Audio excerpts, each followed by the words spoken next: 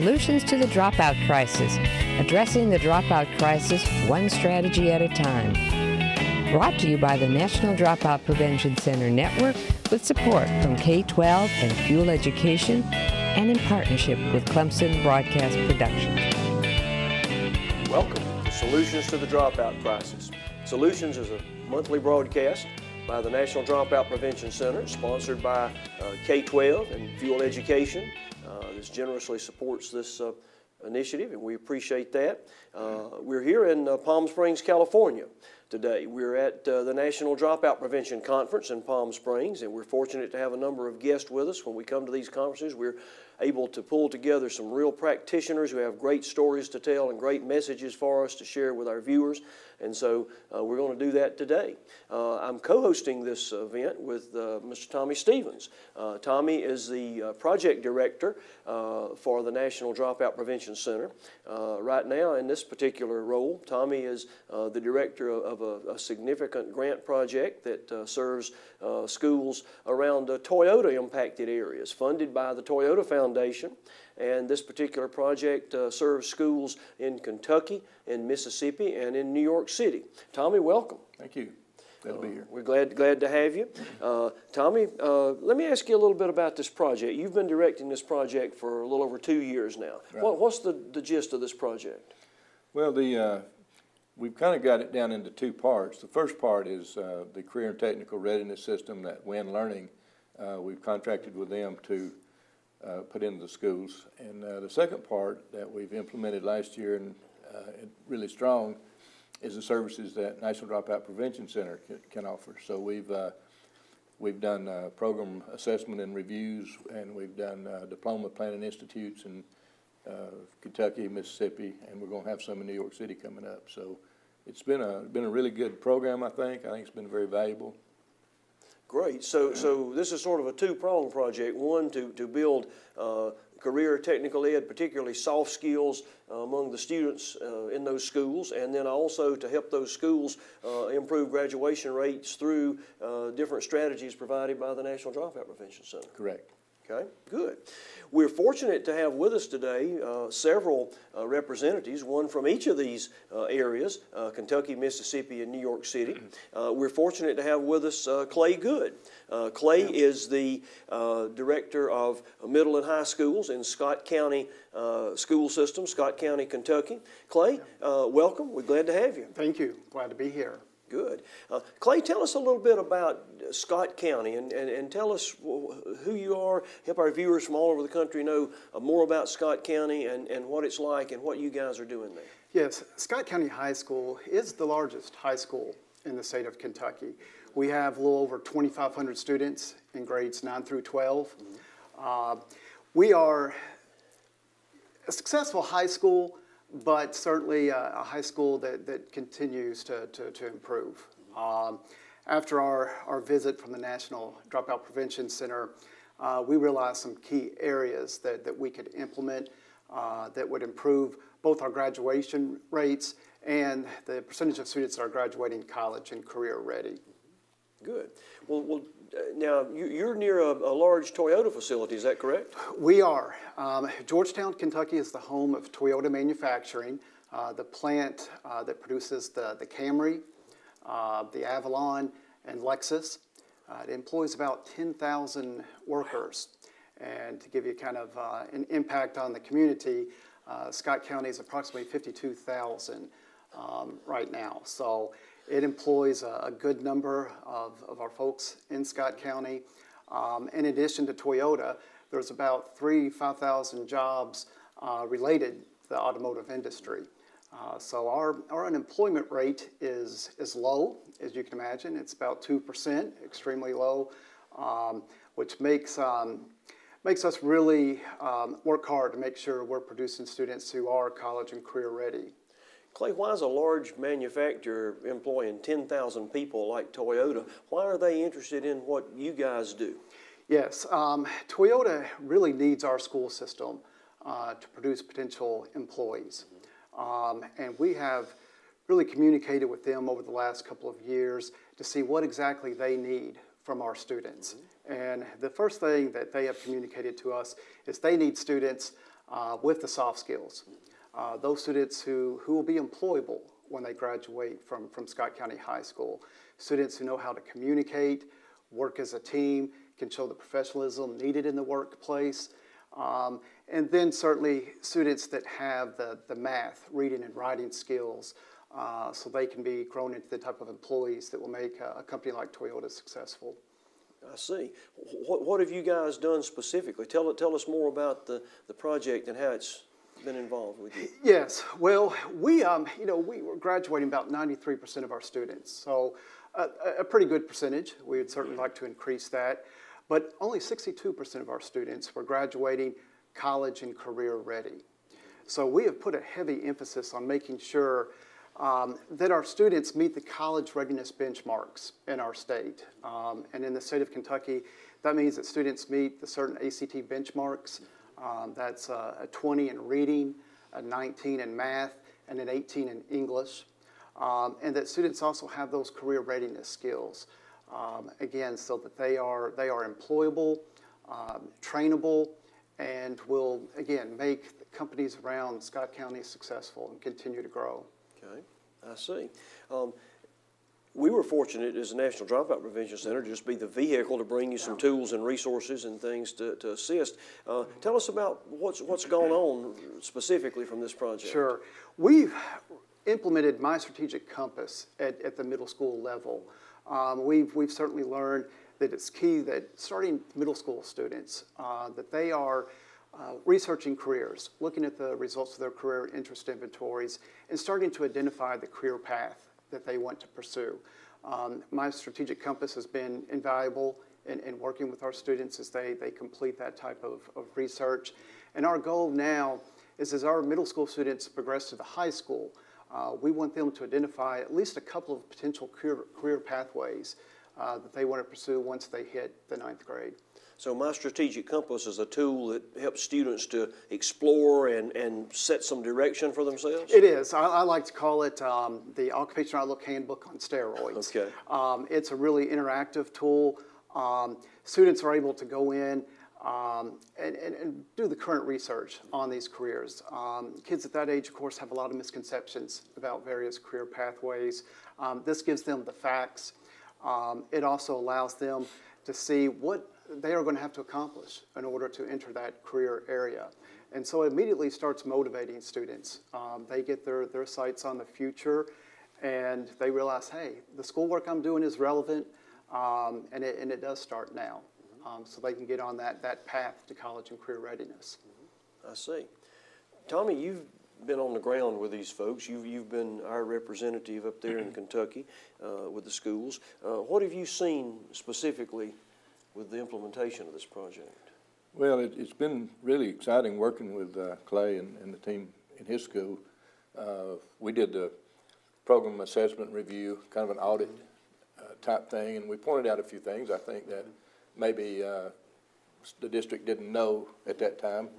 And it's kind of like Clay and I were talking earlier. Sometimes when we do the interviews and we look at different things, people tell us things that they wouldn't necessarily tell the school district. So we can do that, come back and provide some ideas and maybe point out a few things. And hopefully we had a lot to do with what y'all are doing now. But to me, it's fantastic what Scott County and Clay and his folks are doing, because they've taken what we've done and they've just really stepped ahead. Wow. And I really expect some exciting things to happen there in the future. That's great. Clay, you mentioned, we came in, we brought a team in. I was fortunate to get to be part of that and come in and spend some time in the school and make some recommendations. Anything particular come out of that you would want to mention to us? A couple of key things, and one immediately after your visit, we sat down with our Chamber of Commerce and really had that two-way dialogue that's needed. And we listen to them and really what they're looking for from our students once they graduate from Scott County High School. And we went back and again, we look at a 93% graduation rate, and that does look good.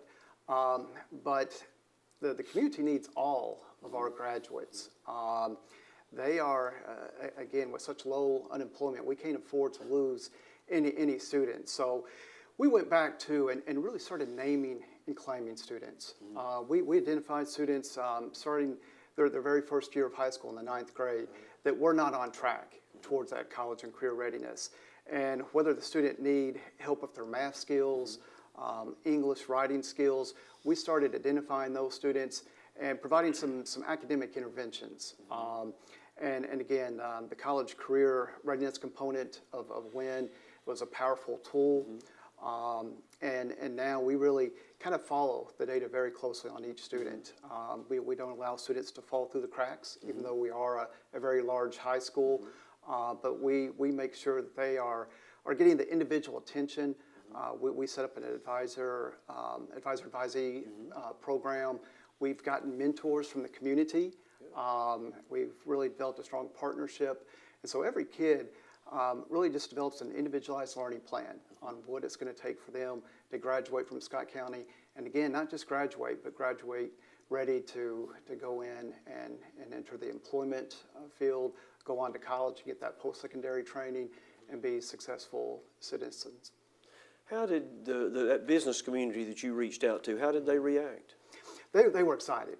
They've been wanting to work with the school system, and I think it's just a matter of we had not sat down at the table together. And we need them, obviously, as much as they need us. And it's powerful when those folks come into our classrooms and they start mentoring students. The kids get tired of looking at us as educators. They hear us every day. But when they meet someone that's in a career field that they want to pursue, it really hits home. And even more powerful has been the opportunities for our students to leave the classroom and go out to places like Toyota and these other businesses and see the work that folks in their field do on a daily basis. And again, it really provides that extra motivation. That kids see, again, the relevancy of their work in the classroom in order to accomplish the goals that they have in the future. That's great. Tell me, what kind of observations? You've been watching this, you've been watching their work. How would you summarize what they've done?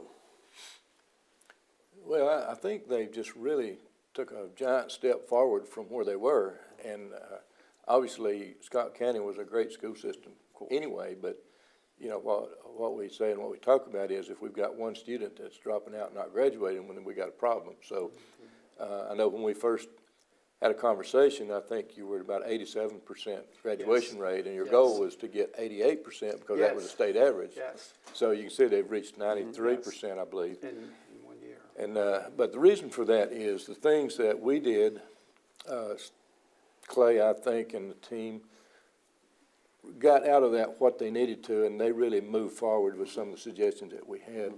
I think one thing that was pretty important, as you remember, we met with the Toyota people, the managers and people from Toyota, and they really did want to work with the district, but they didn't know exactly how to do it. So we kind of put the school and Toyota together, and I think that's going to be tremendous. Absolutely. Well, one thing we've learned working around the country with schools like this is that in almost every case where you see a significant jump in graduation rates like you guys have made happen, you usually see a community movement alongside it. Both the business community, they get involved in the school, and they also message to the kids and the parents that work for them, this is what we need to do. We graduate here. Yes. And that's a very important thing. So I really, really commend you guys for that. Clay, how would you summarize this whole thing? Well, it's been a great experience. Again, we're blessed in Georgetown, Kentucky to have the opportunities that we do for our kids.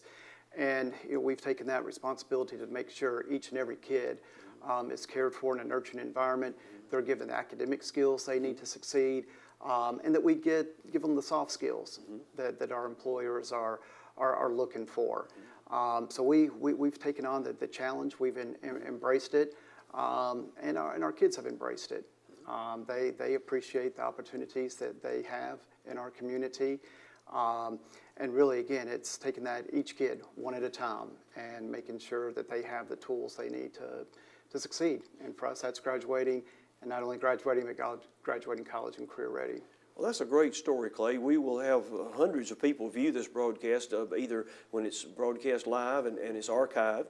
And so we will put your contact information, if that's okay, because I know there'll be a lot of people around the country that'll say, how could we take a big school like that and create that kind of atmosphere and that kind of outcome? So, Clay, you've been gracious to us. We appreciate it. We've enjoyed working with you in the project, and we look forward to continuing. And welcome to Palm Springs to our conference. Great, thank you. Okay, good. I'd like to take a few minutes as we move toward our next guest to tell you a little bit about some things we offer at the National Dropout Prevention Center. We're here at the National Dropout Prevention Conference in Palm Springs, California. We have a number of conferences every year, not only our national conference, which is in October, and by the way, October is National Dropout Prevention Month, but we also have other conferences at different times. We have coming up in February, the National At-Risk Youth Forum. And the National Forum is in February 18 through 21. It's at Embassy Suites, Kingston Plantation, and Myrtle Beach. Last year we had over 500 participants from over 30 states at that forum. We typically focus that event on a particular theme. This year we're focusing it on engaging students, on student engagement. Last year we focused it on the role of coaches and sponsors in helping improve graduation rates. We also have another conference coming up this summer in June. It's June the 24th through the 27th. One of the things that we've learned recently is that many of our students are not just at-risk students, they're students that are trauma impacted. They're students that have had significant negative things happen to them that have really impacted their chances for school success. And we have to learn how to understand and work with those students. So in June, we have our third annual Reaching the Wounded Student Conference. Last year, this conference down in Orlando drew over 400 participants from around the country. And this year, we're anticipating that being even bigger. You can find, viewers, these conferences and upcoming events and how to register and the dates and the details on our website, which is www.dropoutprevention.org, or just Google Dropout Prevention, and we're the first hit that comes up. So we hope you'll do that. Tommy, we've got another guest with us. We have, and it's been a real pleasure working with John in Mississippi, but John is the principal of New Albany High School in Mississippi, and they've got some great things happening there. They do. New Albany is another part of the country that has a large Toyota facility nearby, and Toyota was very generous to fund some resources and services so we could assist those schools around that area. You know, one of the things we're finding, Tommy, around the country is that particularly large businesses, manufacturing, they have a strong interest in improving the student outcomes in their communities. It's a good thing to do, it's the right thing to do, but it's also important to them because they need the workers. They need the customers and the workers. And so that's what we've experienced here. John, thank you for joining us today. We welcome you. Welcome to Palm Springs. We appreciate you being at the 2017 National Dropout Prevention Conference. John, tell us a little bit about New Albany High School. All right, well, New Albany High School, we're a 9-12 school. We have about 560 students in our school. We're very fortunate moving forward with the dropout prevention and strategies that we can use because our career and technical building is on the same campus. We're right next door to each other. So that's very good, and the things that we've been trying to do, that we've been trying to help with our students. Because we all know CTE is a very big component of keeping students in school so they can find their niche. They can find you have those students that they can find what they need and what they want. So we're very fortunate in that. We're a very successful school. We hold this. We just found out last week we received the highest accountability rating in the state of Mississippi that you can attain. We're a level A school, but we know that there are things where we're not the kind of place or the kind of district that we're going to be complacent. We're going to always look to see what we can do to get better. What do we need to improve? Because we don't ever want to be stagnant. We want to keep moving forward. And so that's why I'm very excited with the work that we've been doing with the National Dropout Prevention Center the last year, because it gives us some tools and some opportunities to bring in strategies, bring in things that we can do to help our students to get them where we need to be. We have we got the best teachers that you can have. We got great students, and so it's been a good partnership to make those things even better. Fantastic. Tell us about specifically what was involved in this project from, it's been going on over 2 years now. How did we start out? What did you do first? What did you do second? Oh, well, some of the first things we looked at, and this is the big term now, is college and career readiness. And so what do we do to make our students college and career ready, and what does that mean? And we took it as being a place that makes students both college and career ready means that we have every student, when they graduate, when they leave us, ready to make the decision to get to where they want to be, whether it's they're going to go straight to the workforce, they're going to go to a 4-year university, they're going to go to a 2-year university. We felt like it was our job, and going through this process, we felt like it was our job to make sure that no matter what we did, students, when they came to us in the 9th grade, that we present them the opportunities that they have, and they make the decisions for themselves depending on what their dreams are, what they want to do when they leave high school. So whether that means we make connections within the community with business and industry leaders, so that we have connections between the people in the community and our students, and they know those people, they see those faces, they know that there's an end result when they leave. Whether it's we've educated them, our students, about the opportunities at a 2-year community college, because a lot of our students, you may have a student who has known his entire life he's going to go into construction, he's going to build houses, that's what he's going to do. Well, if we present the opportunity to him that you can go get a 2-year degree, you can work in construction, but one day, since you've got the business background now, you own your own construction company. We want to be sure they know those things, that those opportunities are there, and they decide what they want to do. And we also, of course, we want to have the highest academic standards for those students who want to go to a 4-year university. So what we thought was very, very important, and we knew that it was our job to make sure that our students are educated about opportunities that are out there, no matter what area or what cluster of industry or what path they want to go down. We want to be sure that they're as educated as they can be, not only in the knowledge they need, but in what they need to know to get to where they want to be. So you use some of the tools from this project to help them determine where they want to be. Yes, sir. And one big thing that we have used in the WIN software learning system, which provided to us with a grant through Toyota, is the readiness piece for career. And it goes along and follows along with ACT Work Keys certification. We have never, or since I've been in the school district, and I've been there 14 years now, we have never hit Work Keys, which of course is a national certification that shows how employable a person will be. And we think that's very, very important. It's very important for our students to do well academically. It's very important for them to pass their state test, to graduate, and those kind of things. But the ACT Work Key is a national certificate that they can take with them and use. It's something that they can go out and they can show someone that when they're trying to get employed, when they're applying for jobs, I have this that shows that I'm an employable person. So we thought that was a very, very important piece to start with our students, because we wanted to give them something that they could use after they left us, in anything they needed to do. So in the WIN career readiness system, throughout the year, last year, we devoted 50 minutes of class time a week, and that's a big thing to ask of your teachers.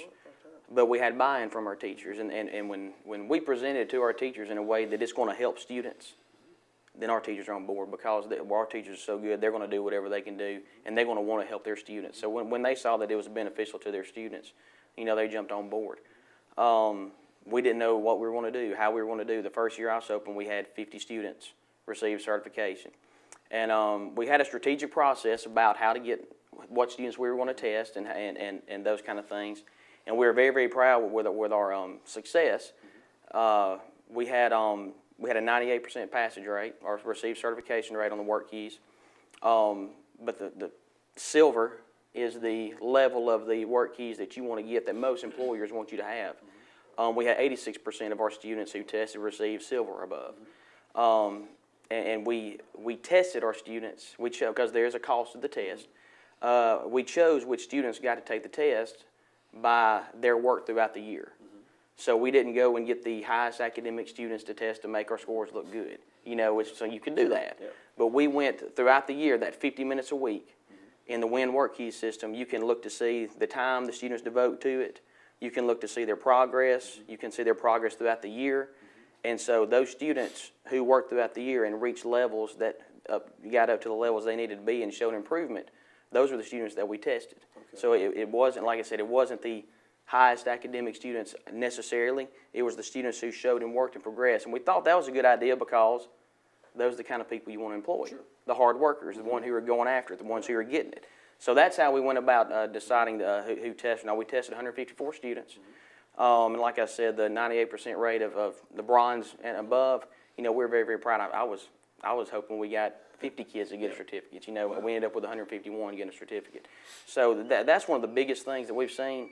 Those students can take that. They can take it to an employer and say, hey, I'm a little bit better than that other guy that you're looking at because I've got this certificate. How much time does it take, how much professional development when you bring in this software like the WIN software to help teachers be prepared to use it effectively? Does that take a lot of time or training? What's involved? It doesn't take a whole lot of time. It's a pretty easy system to use, and we're very fortunate that our teachers have kind of gone through a technology transition the previous year. We went one-to-one iPads, so they learned a lot of technology that year and everything, so they kind of caught on to it pretty quick.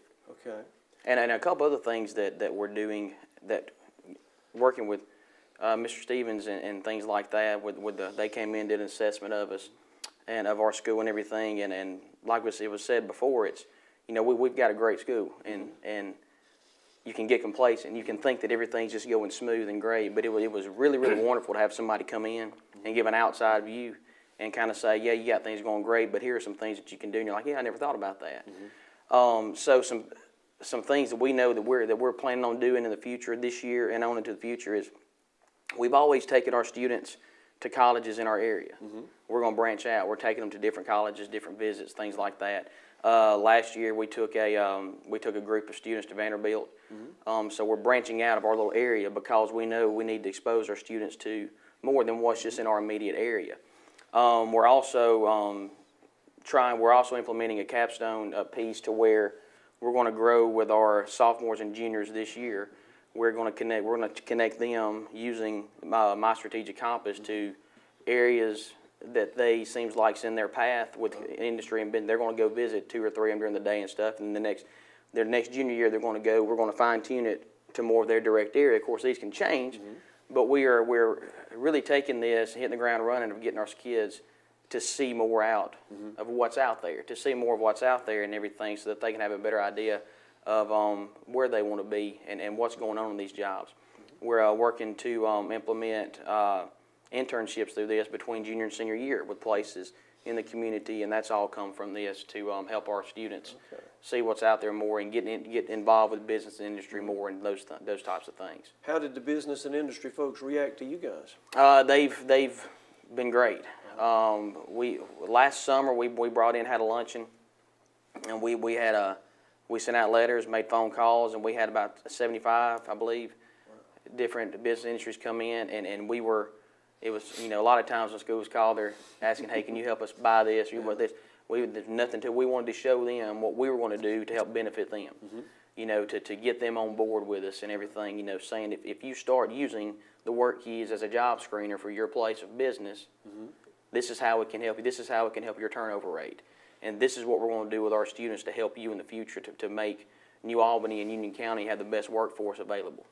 So I imagine once the word got out among the students that the employers are talking work keys, then it became more important to the students. Sure, yes, sir. And we also, another good thing we really did is we brought in a panel of business industry with all of our students and had a Q&A, and the students had the opportunity to ask questions of these people, you know, what's expected, job interview skills, those types of things in our auditorium, and it was a really good day for the students to get involved. And it's really, really important for students to be able to put faces to names, or faces to businesses, or you know, faces, because they make that personal connection.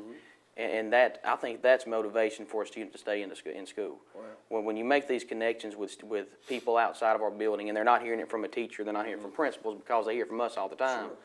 But they hear from someone outside the school, and then they see that there's light at the end of the tunnel. I think that's a great motivator for them to stay in school, and that's one thing we're trying to do, is make those connections between people in our area with our students. Well, you know, we've learned through this project, Tommy, that it's pretty easy to get the business community on board. Once you say, here's what we can do to help you. Sure. Because their concerns are employees, which help them generate the profit that they need to produce their product. And so we commend you guys. John, this is a great story.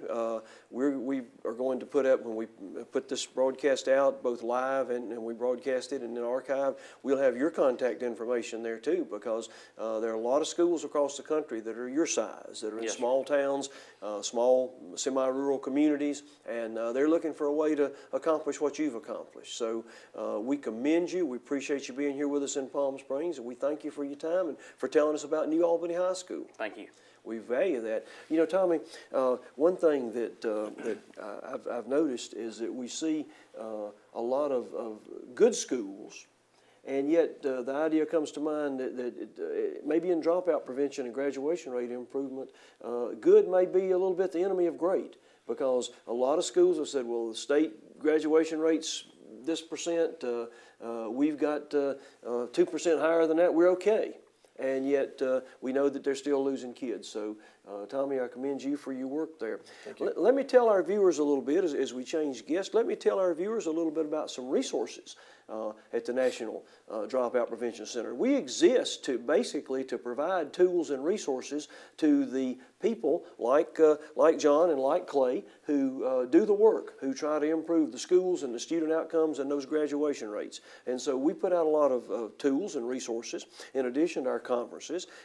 We have recently launched online courses. These are interactive courses for practitioners. We have courses in each of the 15 effective dropout prevention strategies. Each of those strategies are research-based, things like mentoring, tutoring, professional development in graduation rate improvement for staffs. And so we have online courses. Another thing we do is put out a lot of publications. Here at this conference in Palm Springs, our strands address things such as the impact of trauma, the challenges faced by immigrant students and their families, which many of our school systems are seeing a lot of, the importance of the arts in keeping kids in school. You know, band kids stay in school as long as they stay in band, as an example. And then also, as both of our guests, John and Clay, have mentioned, the importance of career and tech ed. We know that career and tech ed keeps kids in school. If they can do something and learn to do something that they enjoy and that they can see a purpose in, they will stay. We just recently, this past week, we just released position papers on each of those 4 strands of this conference that I just mentioned: career tech ed, the arts, the impact of trauma, and strategies for dealing with immigrant youth and families. And so we've just released some position papers. Those are on our website. They're free for downloading, to read, to distribute. You can print them out, whatever. And so we've provided that. Another thing we've done just recently at the National Dropout Prevention Center is we have added to our website a rural resource section. You know, when John talked about his school system, pretty rural, and that's different. Rural dropout prevention is different from suburban and urban dropout prevention.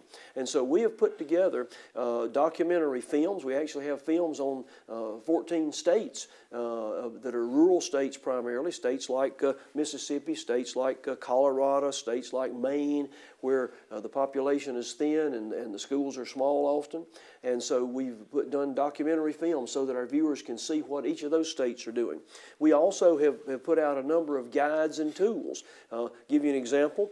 We just recently put out a guide. Rural school systems have a hard time with graduation coaches because that's a position and it's a little expensive. And so we put out a guide for rural school systems on how to implement graduation coaches in that context. So we're putting out a lot of resources. We hope our viewers will access those and take advantage of them. As we continue with our Solutions broadcast here from Palm Springs at the 2017 National Dropout Prevention Conference, of course I'm joined by my colleague Tommy Stevens, who is a project manager for the National Dropout Prevention Center. We also, in addition to having guests from Kentucky and Mississippi, we have some guests from New York. Our man on the ground there with this project is Ruben Durancy. Ruben, welcome. Thank you. Thank you. And tell us what you do and introduce our guest. So I'm the National Dropout Prevention representative of sort to New York City under the Toyota Foundation grant. And principally my responsibility is to support the schools either in getting opportunities under the professional development through the National Dropout Prevention, or to work directly with some schools around the direct services to students for the Win Learning initiative, which is a college and career readiness component of the Toyota Foundation grant. So with me today is Ms. Onuku, who is a high school English teacher in one of our schools in Erasmus Hall, the High School for Service Learning in Brooklyn, New York. High School for Service Learning. Yes. Tell us about that. Well, that's a school where it's a small school, about 360 students, and we offer general curriculum ending in Regents exams in English, science, and math, and foreign languages. And of course, service learning, and Tommy and Ruben, that's one of the research-based effective strategies for graduation rate improvement. How do we have a school for service learning? That's unusual. Yes, well, when at the initial inception of the school, about 14 years ago, that was the push to have a service learning component, and now we have a new principal, and we have really been going at each grade level to have a service learning component. So we're weaving that back into the curriculum. If I'm a student at Erasmus, what does service learning look like for me? It'll be, for ninth grade, it would be talking about mental health and how it affects students, and then they have to go into other classrooms and give solutions and share their own stories with mental health. In the 10th grade, we did a program on recycling and how that looks in the community, and how recycling and pollution, how that looks in the world. And these services that you described, so in mental health area and in the recycling and the environmental piece, are those things tied into real instruction? Yes, they are. How so? They are. Well, we teach lessons. We had in my class with the environmental component, we had the students write letters to the custodians to ask how were they recycling the waste at our school. And we reached out, so that's the service, reaching out, writing letters, advocating for these services to be implemented on a more regular basis, to have recycling done not only for paper, but for food scraps and so on and so forth. Okay. Now, a lot of our viewers are from rural areas. A lot of them are from different small towns and different places around the country. And as I learned when I visited there, and Tommy, you and I saw, not being from an area like that, schools in New York City feel and are different. How are they different? There are a lot of similarities, I would imagine, because everyone wants his or her child to be academically successful, as well as college and career and citizenship ready. So in that vein, the aspirations are the same. I think what makes it different, definitely in New York City, just the range of options, the range of opportunities. We have schools as small as 100 students, and we have schools that have as many as 5,000 children. So being able to be in these conferences and meeting people from other parts of the country, to hear that we have high schools that are sometimes as large as school districts or even some communities, that's overwhelming. But I think the main thing that makes New York unique is because it's, at least for us, we're New York centric, that it's the center of the world. There are just options in almost every single career, every single walk of life. So these kinds of opportunities under the Toyota grant can also create viable options for young people if they're given the exposure and provided the support. Toyota was interested in New York City because the Toyota offices and headquarters were there. How did this project come to be implemented? Ruben, you've been at the ground level there. How did this implement in New York and play out? So what we ended up doing is identifying our first year. By the time we got the funds, we were able to identify high schools. But then because the larger goal is really to address not only dropout prevention, dropout as an issue, as a crisis, but also to promote student engagement. We thought, well, maybe we should really address the pre-high school years, because dropout doesn't really start in high school. It manifests in high school, but the real seeds are in late elementary and middle school. So we figured, well, why not extend some of the opportunities to middle school students? And it was really great to hear, even in the other two states, Kentucky and Mississippi, those same opportunities were also extended downward to the younger grades. So in addition to getting direct services to students, primarily in the social studies classes and in the English classes, and offering these options to the different kinds of school settings, so whether it's an alternative learning center where students who are serving a suspension, or a traditional high school or traditional middle school, we were able to extend those options. But in addition to the WIN learning or the career readiness educational piece, we were also able to invest heavily in professional development to different stakeholders in the school communities. So for example, using the National Dropout Prevention's 15 effective strategies, we're able to do work with school counselors, with parent coordinators, with paraprofessionals, and obviously with traditional classroom teachers and administrators. In fact, this year and at this conference, we have some representatives that support students in temporary housing. We're going to be working this year to get family workers who are co-located at the homeless shelters to become DPI certified, to have them really develop understanding and efficacy in the areas of dropout prevention, and really look at how their work in a shelter, working with families and working with homeless shelter staff, could really help to excite children and animate parents about how they can really become a stronger partner with the school system to address like chronic absenteeism and dropout risks.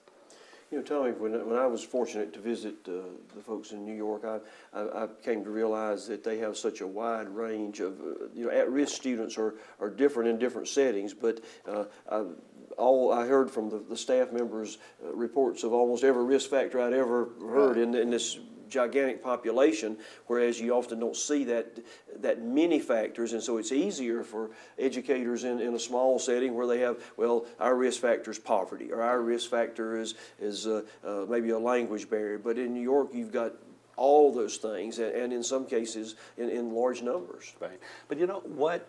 Although these risk factors feel or might seem insurmountable, I think one of the research pieces that I remember when you came out March of last year, I want to say, just how critical the school and how important the school's role is in terms of mitigating a lot of those risk factors. So yeah, there might be some individual factors that you can't change, especially if we're thinking about demographics, et cetera.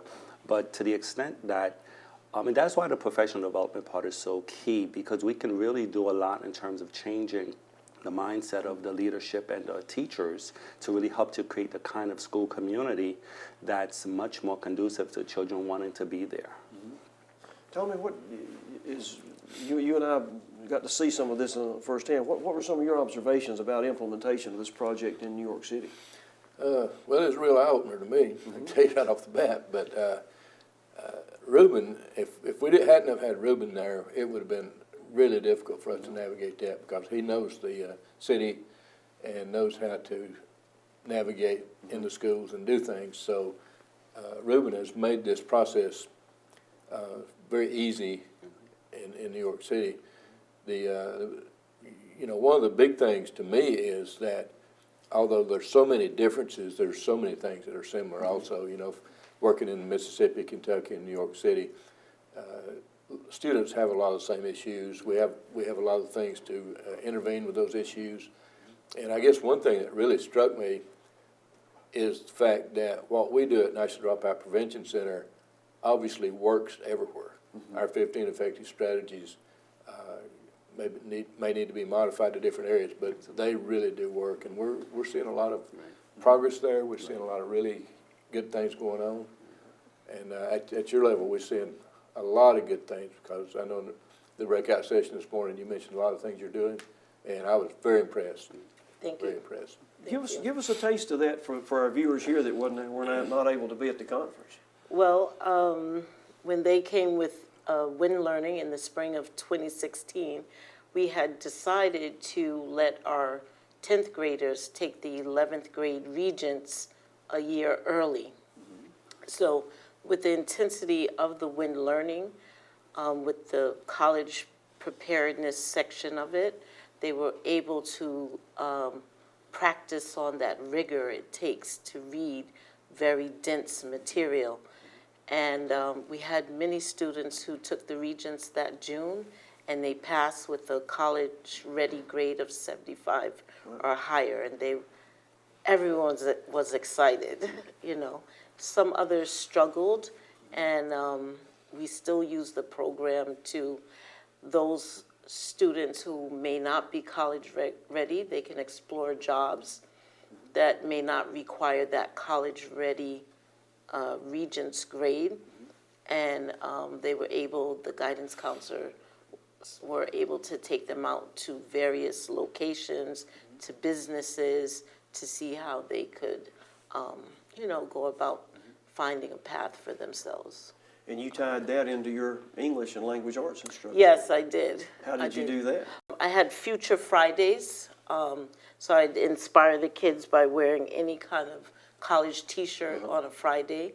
Our school is really good with technology. We have a full working computer lab where students can work simultaneously on the Win Learning, and motivated them with badges and, helping them and modeling on the smart board how to really tackle those questions. Fantastic. What a great story. And we appreciate you sharing that both with our viewers Sure. and at the conference. Ruben, how would you summarize this project in New York City? I'd say that due to Toyota Foundation's grant, for me personally, in terms professionally, I think it's been a boon in terms of the National Dropout Prevention website is the treasure trove. Just being able to access all types of information, and to your earlier point, Tommy, about being able to customize it and create local context. Like in New York City, we're grappling with real achievement gaps, and being able to take the research and make it relevant to the different communities and demographics that are really struggling. It's really been something that has been just a blessing. Good. But beyond the professional development part, for the direct services with the Win Learning, just being able to offer a variety of stakeholders access to professional development, to the conferences, and then to be able to have professionals pursue the DPI. In fact, one of our colleagues was, she was, I guess she received a plaque She received her certification today. She received a certification today. So those kinds of tangible achievements, I think, at every single level is something that's really, appreciated and definitely something that is of real value. Well, good. Well, we appreciate you all sharing this with us. We appreciate you being willing to both come to the conference and present what you've done, and also to share it in our archives and on our broadcast through Solutions. It's been great. We've had a good time. Tommy, we've learned a lot. I don't know that I've ever learned quite as much from doing schoolwork as I learned when I went to New York City. It was an amazing experience, both in the education, to see those educators, and I realized how good they are and how dedicated they are to those kids. And so it was a real eye-opener for me in that regard as well. And we appreciate both of you being here. I want to thank our viewers, and Tommy, thank you as our co-host. I want to thank our viewers for tuning into Solutions. If you're watching it in the archives, tell your friends about it. It's out there for your use. We at the National Dropout Prevention Center exist to help people that do the work, to improve graduation rates and to serve students and achieve better student outcomes, both for graduation and for being ready for the rest of life. And so thank you to our viewers. We hope you'll use us. Tune in next time for the next Solutions broadcast.